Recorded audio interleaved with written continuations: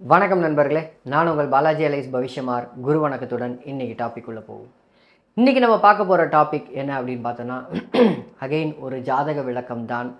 சாரம் தேவை அப்படின்ற அடிப்படையில் இது ஜாதக விளக்கம் நம்பர் 2ஆக இருக்கலாம். சரி, அதாவது 2வது ஜாதகமாக இருக்கலாம். பட் பொதுவாக அந்த தலைப்புக்குள் போகிறதுக்கு முன்னாடி ஒரு சின்ன ஒரு விஷயம் புரிய வைக்க வேண்டியது என்னுடைய கடமை.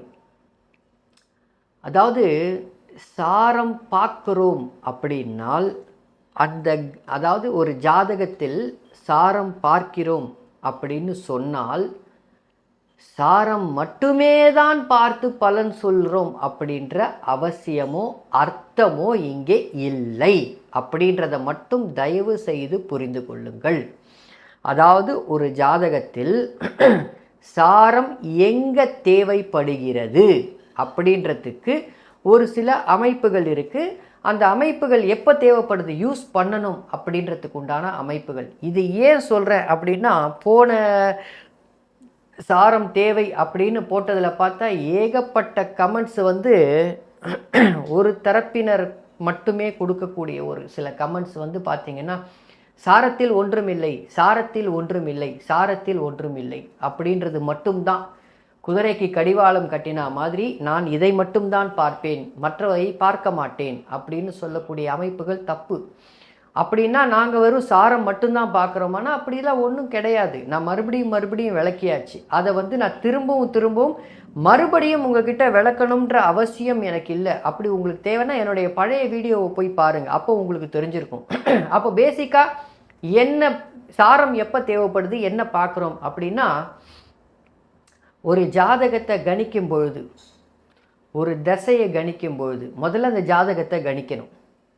அது கணிக்கிறதுக்கு கிரகங்கள் பாவகங்கள் மிக மிக முக்கியம்.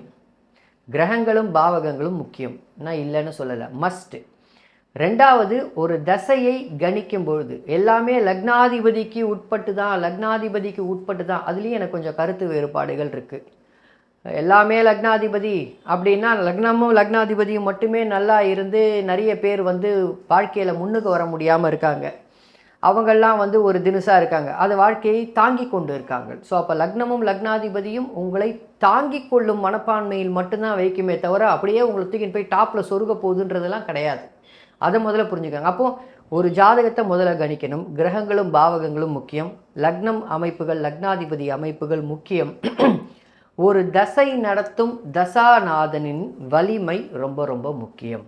அப்போ தசை நடத்தும் தசாநாதனின் வலிமை ரொம்ப முக்கியம். அப்படின்னா என்னத்தை சொல்கிறீங்க அப்படின்னா, ஷட்பலம் அப்படின்னு சொல்லக்கூடிய ஸ்தான பலம், திக்பலம், திருக்பலம், கால அயன சேஷ்டபலம், இது எல்லாத்தையும் பார்த்தே ஆகணும். ஒரு கிரகம் நீச்சம் பெற்ற வீட்டில் இருக்கா, தசாநாதன் நீச்சம் பெற்றவனுடைய வீட்டில் இருக்கா, உச்சம் பெற்றவனுடைய வீட்டில் இருக்கா, அந்த உச்சம் பெற்றவன் யாரோட இருக்காங்க, அந்த அமைப்புகள்லாம் பார்த்துட்டு, பகை வீடு பார்த்துட்டு, நட்பு வீடு பார்த்துட்டு, இது எல்லாத்தையும் பார்க்கணும். பார்க்காமலாம் ஒன்றும் ஜாதகம் இங்கே யாரும் கணிக்கிறது கிடையாது. பார்த்துட்டு அதுக்கப்புறமா சாரத்தையும் சேர்த்து பாருங்கள் அப்படின்னு தான் சொல்கிறோமே தவிர, எடுத்த உடனே குதிரைக்கு கடிவாளம் கட்டின மாதிரி நீ முதல்ல போய் சாரத்தை மட்டுமே பார்த்து பலன் சொல்லுன்னு இங்கே யாரும் சொல்லவில்லை. இதை முதல்ல புரிஞ்சுக்கங்க. ஸோ சாரம் தேவையில்லை, சாரத்தில் ஒன்றுமே இல்லை அப்படின்னு சொல்பவர்களுக்கு நான் மறுபடியும் ஏகப்பட்ட உதாரணங்கள் கொடுத்துட்டேன். இதில் இன்னும் ஒன்றுமே பார்த்தீங்கன்னா, சில சமயத்தில் சரி அது வேண்டாம்.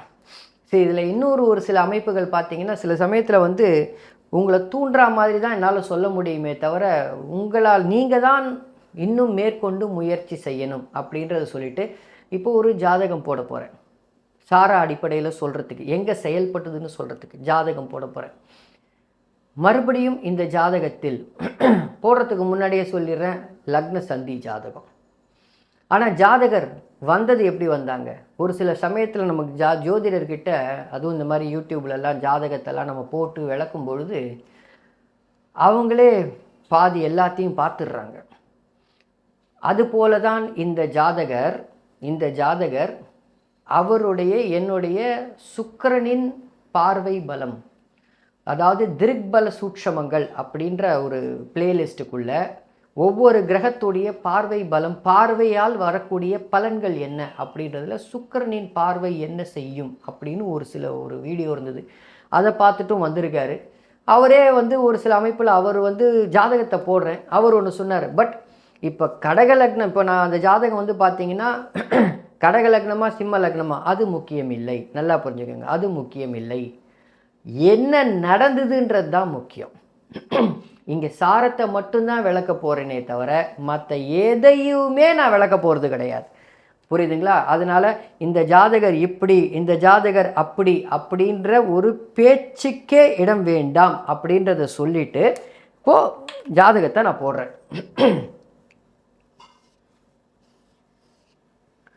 ஏன்னா பொதுவாகவே நமக்கு இப்போது யூடியூப்பில் ஒரு ஜாதகம் வந்தால் ஜாதகருக்கு அந்த ஜாதகத்தை போடுகின்ற ஜாதகத்தை மக்கள் பார்க்கக்கூடிய கண்கள் இருக்குது பார்த்தீங்களா, அது சரியாக இல்லை. அதனால் அதை தயவு செய்து மாற்றிக்கொள்ளுங்கள். இவர் 5ன்னு கொடுத்தாரு, இவர் 1 5ன்னு கொடுத்தாரு. சார் நீங்கள் 1 10 தான் பிறந்தீங்க அப்படின்றத சொல்லிட்டேன்.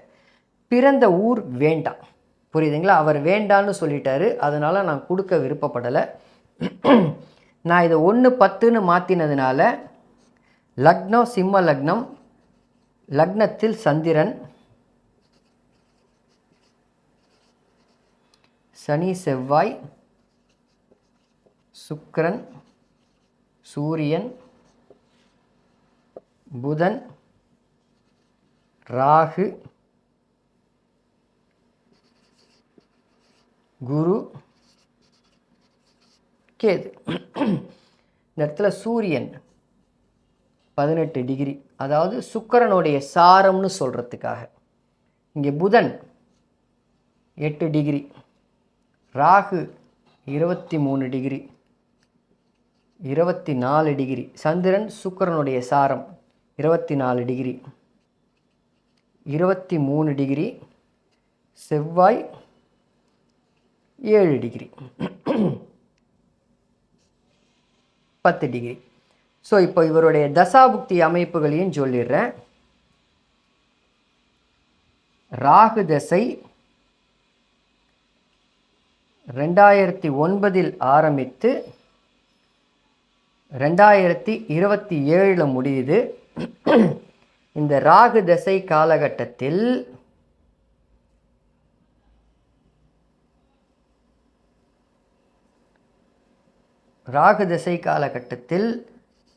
ராகு தசை சூரிய புக்தி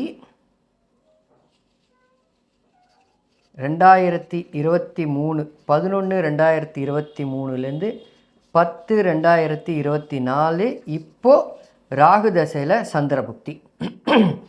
அது எப்போன்னா 4/26 வரைக்கும் ராகு தசையில் சந்திர புக்தி.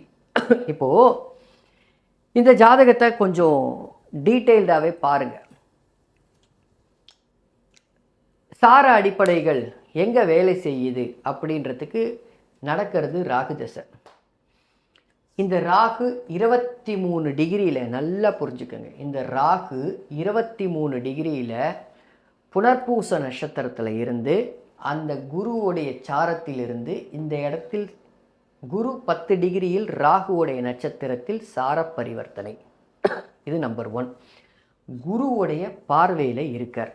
பொதுவாகவே இது நீங்கள் சிம்ம லக்னம்னு எடுத்துக்கோங்க, கடக லக்னம்னு எடுத்துக்கோங்க, எதுவாக எடுத்துக்கிட்டாலும் பிரச்சனை கிடையாது. ஸோ அதனால் லக்னம் தவறுன்ற அடிப்படைக்குள் போகவே வேண்டாம். ஏன்னா நான் இங்கே சாரத்தை மட்டும்தான் விளக்க போகிறேன், புரியுதுங்களா? சாரத்தை நான் விளக்கும் பொழுதே லக்னம் சிம்ம லக்னம் தான்றது உங்களுக்கு புரிஞ்சிடும். அந்த குரு சுக்கிரனோட பரிவர்த்தனையில் சுக்கிரனுடைய வீட்டில் சுக்கிரனுடைய தொடர்பில் இருக்கிறார் அப்படின்றதையும் புரிஞ்சுக்கோங்க. இங்கே சுக்கிரன் உச்சம். இந்த ராகு தசை ஆரம்பித்த உடனேயே பெண்கள் இவரை சுற்றி சுற்றி வர ஆரம்பிச்சிட்டாங்க. எங்கே போய் உக்காந்தாலும் ஏதாவது பண்ணாலும் தான் சும்மா இருந்தாலும் மற்றவங்க சும்மா இருக்கிறது இல்லைன்னு சொல்லுவோம் தெரியுமா, அந்த அடிப்படை. இவர் போய் எங்கேயாவது உக்காந்துன்னா யாராவது ஒருத்தர் வந்து பிரச்சனையை சொல்கிறது, அந்த பிரச்சனைக்கு சால்வ் பண்ணுறது, அதுவே ஒரு பெரிய பிரச்சனையாக மாறுறது. இதே அமைப்புகள் தான். சரி, செவ்வாய் திசையில் இந்த செவ்வாய் தான் நேரடியான தொடர்பில் இருக்காரே, செவ்வாயும் சனியும் நேரடி சுக்கிரனுடைய தொடர்பில் இருக்காரே, செவ்வாய் திசையில் எப்படி நடந்ததுன்னா இல்லை. செவ்வாய் திசை நன்றாகவே இருந்தது, அதில் எந்த மாற்று கருத்தும் கிடையாது. ஜாதகர் உறுதிப்பட சொல்லிட்டார், செவ்வாய் தசை சூப்பராக இருந்தது சார் எனக்கு. இன்ஃபேக்ட் சொல்லப்போனால் அவர் காதல் திருமணம் தான் பண்ணினார். இந்த ஜாதகர் காதல் திருமணம் தான் பண்ணினார். செவ்வாய் தசை ரொம்ப நல்லா இருந்தது, சந்தோஷமாக இருந்தேன். ராகு தசை இவர் என்ன வேலை அல்லது தொழில் பண்ணார் அப்படின்றது இங்கே வேண்டாம். ஏன்னா நான் லக்னத்தை நிர்ணயம் செய்து விட்டேன். அவரே சொல்லிட்டார், சார் உங்களுடைய எல்லா விதியும், ஒரு விதியில் மட்டும் கிடையாது, எல்லா விதியும் வச்சு பொருத்தி வச்சுருக்கேன். கடைசியாக உங்ககிட்ட வந்ததுக்கு காரணமே இந்த சிம்ம லக்னத்திற்கு சுக்கிரனுடைய சூட்சமங்கள், பார்வை சூட்சமங்கள்ன்ற அடிப்படையில் இதே அமைப்புகள், வேறு எங்கேயுமே கிரகத்தை போடாத சுக்கிரன் சனி செவ்வாய் மட்டும் வைத்து ஒரு பலன் சொன்னீங்க சார், அப்படி பொருந்துருச்சு என் ஜாதகத்தில் அது அப்படின்னு தான் வந்தார். ஸோ நானே எனக்கே ஒரு டவுட்டு, சிம்ம லக்னமாக இருப்பேன்னு. அதுக்கப்புறம் வாழ்க்கை சம்பவங்கள்லாம் வச்சு நான் பார்த்தேன், இதுக்கு அது நீங்கள் சொன்ன மாதிரியே உங்களுடைய மற்ற வீடியோவில் சொன்ன மாதிரி இருந்ததுன்னார். நான் உறுதி செய்யலை, அது ஒரு சைடு போட்டேன். எனக்கு அதுக்காக இவர் ஜாதகத்தை பார்த்து நான் லக்னத்தை திருத்தினேன்றதுக்காக கிடையாது, நான் லக்னத்தை திருத்துறது கிடையாது. ஆனால் சார அடிப்படையை திருத்துறது. இந்த ராகு திசை ஏன் அவருக்கு பெண் தொடர்புகளை கொடுத்தது அப்படின்ற அடிப்படை. ராகுக்கு 10ஆம் இடத்துல சுக்கிரன், ஒரு தசாநாதனுக்கு 10ஆம் இடத்தில் இருக்கும் அமைப்பு. அந்த சுக்கிரன் லக்னத்திற்கு 8இல் மறையிறார். மறைமுகமாகத்தான் எல்லா தொடர்புகளும், ஒரு பெண்கள் வந்து பேசுறது எல்லாம் அப்படி தான் சார். இத்தனைக்கும் நான் மாநிறம் சார், நான் இத்தனைக்கும் மாநிறமாக இருக்கேன், ஏன் என்கிட்ட வந்து பேசுகிறாங்கன்னு தெரியல. நான் சொல்கிறது புரியுதுங்களா? பேசுகிறாங்கன்னு தெரியல. ராகு திசையில் தான் இப்படி நடக்குது. ராகு தான் புதனுடைய வீட்டில் மட்டும்தானே உக்காந்துக்கிட்டு இருக்காரு. நீங்கள் கடகலக்னமாக கூட எடுத்துக்கோங்க, 12ஆம் வீட்டில் ராகுன்னு கூட எடுத்துக்கோங்க. எல்லா 12ஆம் வீட்டில் இருக்கிற ராகுவுக்கும் இந்த மாதிரி தான் நடக்குதா? இல்லை, அந்த ஒரு தோரணையிலையும் நம்ம யோசிக்கணும்ல. அப்போ ராகு குருவுடைய பார்வையில் இருக்குதா? நீங்கள் கடகலக்னம்னு எடுத்தாலும் 6ஆம் அதிபதியுடைய பார்வை, சிம்ம லக்னம்னு எடுத்தாலும் 6ஆம் அதிபதியுடைய 8ஆம் அதிபதியுடைய பார்வை. இங்கே தான் நான் மறுபடியும் சொல்லக்கூடிய ஒரு சில தொடர்புகள். ஒரு தசை நடத்தும் தசாநாதனுக்கு 6, 8ஆம் அதிபதியுடைய தொடர்புகள் கிடைக்கும் பொழுது, எந்த லக்னமாக இருந்தாலும் குருவும் சனியும் இங்கே 6, 8ஆம் அதிபதியாக ஆகிறார்கள். அந்த தொடர்பை பெறக்கூடிய இந்த ராகுக்கு 10ஆம் இடத்தில் சுக்கிரன் இருந்து, ராகுக்கு சாரம் கொடுத்தவனும் குருவாக இருந்து, அந்த குருவும் சுக்கிரனுடைய வீட்டில் குரு அமர்ந்து அந்த பார்வையை பார்க்க, பரிவர்த்தனை அமைப்பில் இருக்க லக்னத்திற்கு 2ஆம் இடத்தை பார்க்க இவ்வளவு பிரச்சனையும். சரி, குறிப்பாக ஒரு சில காலகட்டங்கள் இந்த ராகு திசையிலேருந்தே கிட்டத்தட்ட ஒரு நிறைய ஒன்று விட்டு ஏதாவது ஒரு பெண்கள் வந்து பேசுகிற மாதிரி ஆரம்பத்தில் இந்த குறிப்பிட்ட ஏன்னா ஒரு சில பேர் ராகு தசை சுக்கிர புக்தியில் அப்படி நடந்திருக்கும் அப்படின்னு சொல்லுவீங்க. அப்படிலாம் கிடையாது. ராகு தசை சுய புக்தி, ராகு தசை குரு புக்தி, ராகு தசை சனி புக்தின்னு வரிசையாக எல்லா புக்தியிலையும் நடந்தது. சரி, குறிப்பாக ராகு தசை சூரிய புக்தி 2023 நான் நிர்ணயம் செய்தது, இவர் லக்னம் இதுதான் அப்படின்னு நிர்ணயம் செஞ்சது. நான் நேரத்தெல்லாம் நிர்ணயம் செய்யலை, நிர்ணயம் செஞ்சது. நான் ஒரே வார்த்தை சொன்னேன், ராகு தசை சூரிய புக்தியில் சூரியன் உச்சமாக இருக்கார். ஒன்றும் அஷ்டமச்சனின்லாம் சொல்ல முடியாது, ஏன்னா 2023 கண்டகச்சனி வந்து போச்சு, அதனால் அப்படி சொல்ல முடியாது. கோச்சாரத்தெல்லாம் துணைக்கு இழுக்க முடியாது.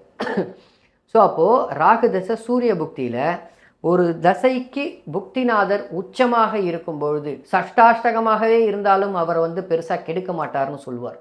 அப்படிலாம் ஒன்றும் கிடையாது. நான் இப்படியே தான் சொன்னேன், ராகு தசை சூரிய புக்தியில் ஒரு பிரச்சனை, சுக்கிர புக்தியில் ஒரு பிரச்சனை நடந்து சூரிய புக்தியிலேருந்து உங்களுக்கு கௌரவம் போச்சுன்னு இப்படியா சொன்னேன். உங்கள் கௌரவம் போய்விட்டது, அதனால் இப்போ ஒன்றுமே இல்லை, நீங்கள் வந்து ஒன்றுமே இல்லை. அவர் சொன்ன பதில் சார் ராகு தசை சூரிய புக்தி. சரி, நான் ஏன் சொன்னேன், அந்த சூரியனும் பார்த்தீங்கன்னா 18 டிகிரியில் சுக்கிரனுடைய சாரத்தில் இருக்கார். சூரியனுக்கு 12ஆம் இடத்தில் சுக்கிரன், சனி செவ்வாய் 2 பேருடைய தொடர்பு. இங்கே சனி வந்து எப்படி போட்டாலும் ஒன்று 6ஆம் அதிபதி இல்லை 8ஆம் அதிபதி, மற்றும் இந்த செவ்வாய் எப்படி போட்டாலும் ராஜயோகாதிபதி. எப்படி போட்டாலும் எந்த லக்னமாக இருந்தாலும் ராஜயோகாதிபதி செவ்வாய். அந்த அடிப்படையில் இருந்து இந்த மாதிரி ஆயிடுச்சு சார். அவர் சொன்னார், ஆமாம் சார் கௌரவம் போச்சு. இப்போ ராகு தசை சூரிய புக்தியில் இருந்து என் மனைவியோடைய கட்டுப்பாட்டில் தான் இருக்கேன். என் மனைவியோட கட்டுப்பாட்டில் இருக்கிறேன். இப்போ சாரம் இல்லாமல் இதை எப்படி சொல்லுவீங்க? எப்படியாவது ஒரு இடத்துல சொல்லி தானே ஆகணும். இங்கே தான் ராகுக்கு 11ஆம் இடத்தில் எப்படி வேணாலும் போட்டுங்க. இப்படி போட்டிங்கன்னா கடக லக்னம்னு போட்டிங்கன்னா 2ஆம் அதிபதி உச்சம், குடும்பாதிபதி உச்சம் அப்படின்னு வந்துடும். சிம்ம லக்னமாக போட்டிங்கன்னா லக்னாதிபதி உச்சம்னு வந்துடும். எல்லாத்தையும் நீங்கள் கடந்துட்டுருக்கீங்க சார், எல்லாத்தையும் தாங்கிக்கிட்டு இருக்கீங்க. ஆமாம் சார், வேறு வழி இல்லை. நான் எந்த வேலை செய்கிறதுனாலும் இப்போ கூட அவர் என்கிட்ட சொன்ன வார்த்தை, எத்தனையோ கோடி சம்பாதித்தேன், எத்தனையோ கோடி சம்பாதித்தேன், எத்தனையோ லட்சங்களில் சம்பாதிச்சேன். நான் இப்போ உங்ககிட்ட பேசுறது வாட்ஸ்அப்பில் தான் நான் பேசுகிறேன். காரணம், ரீசார்ஜ் செய்யறதுக்கு கூட என் மனைவி கொடுத்தாதான் உண்டு. இதுதான் அவர் சொன்ன பதில். ஏன் மனைவி தரணும்? சாரத்தை எடுக்கலை, ஏன் மனைவி தரணும்? இங்கே ஏன் சுக்கிரன் கலத்திர காரகன் தானே, அவர் தான் பிரச்சனையை கொடுக்குறாரு. அவர் தான் பெண்கள் ரீதியாக பிரச்சனையை கொடுக்குறாரு. அவர் தான் மறுபடியும் மனைவிக்கு 7ஆம் வீட்டு காரகனாக இருக்காரு. எப்படி போட்டாலும் 7ஆம் அதிபதியோட தொடர்பில் இருக்கார். புரியுதுங்களா? 7ஆம் அதிபதியோட தொடர்பில் இருக்கார். சிம்ம லக்னமாக இருந்தாலும் 7ஆம் அதிபதி சனி, கடக லக்னமாக இருந்தாலும் சனி 7ஆம் அதிபதி தொடர்பில் இருக்கார். சார் ராகுதசை சூரிய புக்தி கிட்டத்தட்ட 1.5 வருஷம் ஒன்றுமே இல்லை, ஒன்றுமே கிடையாது. என் மனைவியோடைய ஃபுல் கண்ட்ரோலில் தான் இருக்கேன். வெறுத்து போயிட்டு நான் இப்போ வெளியே போகலாமான்னு யோசிச்சுட்ருக்கேன் அப்படின்னார். இப்போ பாருங்கள், ராகுதசை சந்திரபுக்தி. சந்திரன் யார்? 12ஆம் அதிபதி. சந்திரனுக்கு சாரம் கொடுத்தது யார்? சுக்கிரன். அந்த சுக்கிரன் லக்னத்திற்கு 8இல், சந்திரனுக்கு 8இல். புரியுதுங்களா? அப்போது மனைவியாக ஒரு காரத்தை இனிமேல்ட்டு என்னால் பொறுத்துக்க முடியாது. நான் வெளியில் போகக்கூடிய அமைப்புகள் இருக்குது. நான் வெளியில் போகிறேன் சார் எனக்கு. அப்போது இந்த சார அடிப்படை, இது நீங்கள் சார அடிப்படைக்காக மட்டும்தான் சொன்னேன், வேறு எதுக்காகவும் சொல்லலை. ஒருவேளை இந்த ஜாதகத்தை கொடுத்துட்டு நம்ம சைலண்ட்டாக இருந்தோம்னால், சூரியன் அங்கே உச்சமாக இருக்கும் பொழுது ராகுதசை சூரிய புக்தியில் பூர்வீக சொத்து கிடைத்திருக்கும். நம்ம இப்படி தானே சொல்லுவோம். சிம்மம் சுபத்துவமாக இருக்குது, சிம்மாதிபதி நல்லா இருக்காரு, பூர்வீக சொத்து கிடைக்கும். என்ன எப்படி சொல்லுவோம்? அஷ்டம சனி வரப்போகுது, அம்மாவுக்கு பிரச்சனை வரும், பூர்வீக சொத்து கிடைக்கும், இந்த மாதிரி தானே சொல்லுவோம். சூரியனை வச்சு வேறு என்ன பலன் சொல்லுவீங்க? சூரியனுடைய ஆதிபத்திய காரகத்துவங்கள் இங்கே லக்னாதிபதியாக இருந்து சூரியனுடைய ஆதிபத்திய காரகத்துவங்கள் என்ன? இவருக்கு நான் சொன்னது உங்களுடைய கௌரவம் போச்சுன்னு மட்டும்தான் சொன்னேன், வேறு எதுவுமே சொல்லலை. உங்களுடைய கௌரவம் போச்சு, சுத்தமாக இல்லைன்ட்டாரு. சரி, கடக லக்னம்னு எடுத்தால் கூட, ஏன்னா இங்கே நான் வந்து லக்னத்தை திருத்தறதுக்கெல்லாம் சொல்லலை, கடக லக்னம்னு எடுத்தால் கூட குடும்பாதிபதி உச்சமாக இருக்காரே. இப்போது ஒருவேளை ராகுதசை சந்திரபுக்தி இப்போ அஷ்டம சனி ஆரம்பிச்சிருச்சு சார், இப்போ பிரச்சனை வந்துருச்சு சார் எனக்கு அப்படின்னாலும், பாவம் தூக்கின்னு போய் அஷ்டம சனி மேலே ஒரு பழியை தூக்கி போட்டு வம்பு வழக்கு அசிங்கம் அவமானம் எல்லாம் நடக்கும், மூஞ்சியில் சாணியாக அடித்தாலும் தொடச்சிட்டு போ இப்படின்னு நம்ம ஏதாவது சொல்லலாம். 1 வருஷத்துக்கு முன்னாடிலாம் நடந்தது இது. எப்படி சொல்லுவீங்க? அப்போது எதில் பலன் ஒளிந்திருக்கு? இப்போது நீங்கள் இது எல்லாத்தையுமே விட்டுருங்க, சாரமே இல்லாமல் இந்த ஜாதகத்துக்கு எப்படி பலன் சொல்லியிருப்பீங்க? சாரமே வேண்டாம், சாரமே இல்லாமல் இந்த ஜாதகத்திற்கு எப்படி பலன் சொல்லும் அமைப்பு? இதைத்தான் நான் வந்து என்ன சொல்கிறேன் அப்படின்னா, சில சமயத்தில் நம்ம வந்து என்ன சொல்கிறோம், சாரம் எங்கே தேவைப்படுது? சரி, எல்லா பலனுக்கும் சாரம் தேவைப்படுதா? தேவையில்லை. எல்லா பலனுக்கும் தேவையில்லை. ஒரு சில குறிப்பிட்ட பலனுக்கு கட்டாயம் தேவை. இந்த வீடியோ உங்களுக்கு பிடிச்சிருந்ததுன்னா லைக் பண்ணுங்கள், சப்ஸ்கிரைப் பண்ணுங்கள், இன்னும் நிறைய பேருக்கு ஷேர் பண்ணுங்கள். ஒரு சில பேருக்கெல்லாம் நீங்கள் வந்து பார்க்குறீங்கன்றது எனக்கு தெரியுது. பட் இதை இன்னும் ஷேர் பண்ணி நிறைய பேருக்கு போனால் தெரிந்தால் மட்டுமே தான் இந்த வீடியோ ரீச் ஆகும். ரீச் ஆனால் தான் என்ன கண்டென்ட்டை நம்ம விளக்குறோன்றது புரியும்.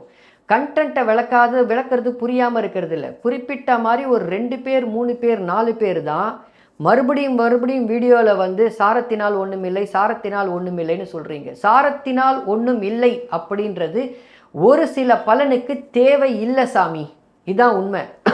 ஆனால் ஒரு சில பலனுக்கு தேவையான பலன் என்ன, தேவை இல்லாத பலன் என்னன்னு கண்டுபிடிக்க வேண்டியது ஒரு ஜோசியருடைய கடமை. இதுதான் உண்மை. அது ஒரு ஜோசியருடைய கடமை. உதாரணத்திற்கு இந்த ராகுதசை சூரிய புக்தியில் எந்த லக்னமாக வேணாலும் போட்டுக்கங்க. இவருக்கு நான் கௌரவம் போச்சுன்னு சொல்லிட்டேன். அந்த கௌரவம் போச்சுன்றதை எப்படி எடுப்பீங்க கௌரவம் போச்சுன்றத? உதாரணத்துக்கு கடக லக்னமாக இருந்தால் லக்னாதிபதி 2ஆம் இடத்துல உட்காந்துட்டு இருக்கார், வளர்பிறை சந்திரனாக இருக்காருன்னு எடுத்துருவீங்க. நான் சொல்கிறது புரியுதுங்களா? இங்கே சந்திரனும் செவ்வாயும் ராஜயோக அதிபதியாகி செவ்வாயும் வேற தொடர்பு எடுத்துருவீங்க. சிம்ம லக்னமாக இருந்தால், ஏன்னா பலன் சொல்லும் பொழுது நம்ம கூடவே சேர்ந்து ஒரு சில விஷயங்களை நிர்ணயம் செஞ்சுக்கிட்டே வரணும். ராகுதச சந்திரபுக்தியில் விரக்தி சார், வெளியே போகிற அமைப்புகள் இருக்குது. உங்களுக்கு ஒன்றும் வேலை கிடச்சி வெளியில் வேறு மாநிலம் போகிறீங்க, இல்லை விட்டா போதுண்டா சாமின்னு எகிற போகிறீங்க. தூக்கமே வரல சார், உங்களுக்கு கடுமையான மன அழுத்தத்தில் இருக்கீங்கன்னு. ஆமாம் சார், நான் வெளியில் போகிற எண்ணத்தில் தான் இருக்கேன், வெளியே போகிற எண்ணத்தில் இருக்கேன். அந்த எண்ணத்தை ஏன் 12ஆம் அதிபதியாக தானே கொடுப்பாரு? ஏன் கொடுக்குறார்? ராகுக்கு 3ஆம் இடம் புகழ்ஸ்தானம். ராகுக்கு 3ஆம் இடம் புகழ்ஸ்தானத்தில் ராகுக்கு 2ஆம் அதிபதி குடும்பாதிபதி உட்காந்து கெடுக்கிறார் சார், கெடுக்கிறார். அப்போது அவருடைய புகழ் கெடுது. அவருடைய புகழ் கெடுது. ஏற்கனவே கௌரவம் போச்சு. ராகுக்கு 3ஆம் அதிபதி 11இல் இருந்து கௌரவம் போச்சு. லக்னத்திற்கு லக்னாதிபதி அந்த இடத்துல சாரம் கொடுத்த அமைப்பில் இருந்து ஒரு அமைப்பில் போச்சு. இப்போது மொட்டை தாத்தா குட்டையில் வந்தானா நம்ம என்ன நினைப்போம்? ராகு தசை அது இந்த மாதிரி தான் இருக்கும், ராகு இந்த வேலையெல்லாம் செய்யும். ராகுக்கு ஏதாவது ஒரு அடிப்படையில் சுக்கிரனுடைய தொடர்பு இருந்தால் தானே இந்த மாதிரி செய்யணும், ஒரு தசை பூரா செய்யணும். அதை தான் சொல்கிறேன், ஒரு சாரத்தை புரிந்து கொள்வதற்கு ஒரு தசை முழுவதும் முடிய வேண்டும் உங்களுக்கு. குறைஞ்சபட்சம் எல்லாருமே உங்கள் வாழ்க்கையில் நடந்த சம்பவங்களை வேறுபாடு இல்லாமல், நான் இந்த முறையில் தான் பார்ப்பேன் அந்த முறையில் தான் பார்ப்பேன்ற வேறுபாடு இல்லாமல், நல்லா புரிஞ்சுக்கோங்க, வேறுபாடு இல்லாமல் பரந்த மனப்பான்மையோடு எல்லா அமைப்புகளும் கரெக்டு, எல்லா முறையும் கரெக்டுன்ற ஒரு எண்ணத்தில் உங்களுக்கு ஒரு தசாபுக்தி முடிஞ்சிருக்குல்ல, ஒரு தசை முடிஞ்சிருக்குல்ல, அந்த தசையை எடுத்து சாரம் கொடுத்தவன் எங்கே இருக்கான்னு பார்த்து ஏதாவது நடந்துதான்னு பாருங்கள். சாரம் இருக்குன்றது உங்கள் வாயிலேருந்தே வரும். இதுதான் உண்மை. ஒரு தசை முடியணும். செவ்வாய் தசையில் அவருக்கு சுத்தமாக கிடையாது, எந்த பெண்கள் தொடர்பும் கிடையாது, எந்த அமைப்பும் கிடையாது. சார் என்னை பார்த்து ஒரு பெண்கள் கூட கிட்ட கூட வந்து பேசாது சார். ராகுதசை ஆரம்பிச்சுலேருந்து அப்படி என்ன நான் மன்மதன் மாதிரி இருக்கேன்னு எனக்கே தெரியல, நான் மாநிறமாக தான் சார் இருப்பேன். என்கிட்ட வந்து எல்லாரும் அவங்க பிரச்சனையை சொல்ல, அவங்களுக்கு பிரச்சனையை நான் சால்வ் பண்ண இந்த மாதிரி மாட்டிக்கிட்டு இருக்கேன் ஏன்னு வந்து கேட்டார். ஏன்னு தான் கேட்டார். அவர் ராகுதசையை பற்றி சொல்லிட்டார். நான் ராகுதசை சூரிய புக்தியை சொன்னேன், ராகுதசை சந்திர புக்தியை சொன்னேன். அதுக்கப்புறமாவும் குரு தசையில் அவர் எப்படி இருக்க போகிறாருன்றத சொன்னேன். அப்போது இது சாரத்துக்காக மட்டும்தான். இது உங்களுக்கு புரிதா பாருங்கள். மறுபடியும் சொல்கிறேன், எல்லா பலனும் சாரத்தினால் வரும் என்று சொல்லவில்லை. உள்ளே போய் நீங்கள் பிரித்து எடுத்து பார்க்கக்கூடிய மனப்பான்மைக்கு முதல்ல வரணும். மனப்பான்மைக்கு வந்துட்டு அதுக்கப்புறம் பிரித்து எடுத்து பார்க்கணும். அதாவது சாரத்தினால் இது நடந்துதான்னு நீங்கள் தேடும் அமைப்புகளுக்கு நீங்கள் அந்த எண்ணத்துக்குள்ளே வந்தால் மட்டும்தான் நடந்ததுன்றது முன்னாடி வந்து உங்களால் கண்டுபிடிக்க முடியும். சாரத்தில் ஒன்றுமே இல்லை நீங்கள் நினச்சிட்டிங்கன்னா சாரம் இல்லவே இல்லை தான். ஸோ இருக்குன்னு நினச்சிங்கன்னா இருக்குது, இல்லைன்னு நினச்சிங்கன்னா இல்லை. உண்மைக்கு அருகே போகணும் அப்படின்னு நினச்சிங்கன்னா ரொம்ப சிம்பிளாக சொல்கிறேங்க. உண்மைக்கு அருகே போகணும்னு நினச்சோன்னா எல்லாம் தேவை. உதாரணம் தான், ஒரு இன்கம் டேக்ஸு அவங்க வந்து கேட்குறாங்க. ஒரு இன்கம் டேக்ஸ் நீங்கள் ஃபைல் பண்ணுறீங்க, ஃபைல் பண்ணுறதுல டிஸ்கிரிப்பன்சிஸ் ஏதாவது இருக்குதுன்னு சொல்லிட்டு கேட்டாங்கன்னா அடிமட்டம் வவுச்சர் வரைக்கும் நீங்கள் எடுக்கணும். நீங்கள் என்ன செலவு பண்ணீங்க, செலவு பண்ணதுக்கு உண்டான கேஷ் எந்த சோர்ஸ்லேருந்து வந்தது, அந்த கேஷை எப்படி சம்பாதிச்சிங்க, அது சம்பாதிக்கிறதுக்கு உண்டான அமைப்புகள் உங்களுக்கு என்ன இருந்தது, அது மூலமாக சம்பாதிச்சு வாங்கப்பட்டது அமைப்புகள்லாம் என்ன, வீடு வாகனம் என்ன வாங்கினீங்க, அதுக்கு உண்டான ரசீது, இதுக்கு உண்டான ரசீது, இதுக்கு உண்டான வவுச்சர், அதுக்கு உண்டான வவுச்சர்னு எல்லாத்தையும் நீங்கள் எடுத்துன்னு போனால் தான் நிரூபிக்க முடியும். இல்லை சார் இந்த டேக்ஸ் வந்துட்டு நான் இதை பண்ணேன் அதை பண்ணேன்னு மொத்தமாக எடுத்துன்னு போய் நீங்கள் சப்மிட் பண்ணிங்கன்னா அந்த இன்கம் டேக்ஸ் ஆஃபீஸருக்கு பாதி தான் புரியும், பாதிக்கு மேலே புரியாது. தோராயமாக ஒரு ஃபேஸ் வேல்யூவில் ஓகேன்னு வேணால் சொல்லலாம், ஆனால் அப்படிலாம் ஒத்துக்க மாட்டாங்க. ஸோ உண்மைக்கு அருகே போகணும்னா எல்லாமே வேணும், எல்லாத்தையும் பார்க்கணும், பார்த்தா தான் அதனுடைய அமைப்பு வரும். சாரம் இருக்குது அப்படின்னு வரும்போதே ஒரு சில அடுத்த அடிப்படையும் இருக்குன்றதுல தான் அதில் இருக்கக்கூடிய உண்மை. சரியா? அடுத்த பதிவில் பார்ப்போம். நன்றி நண்பர்களே.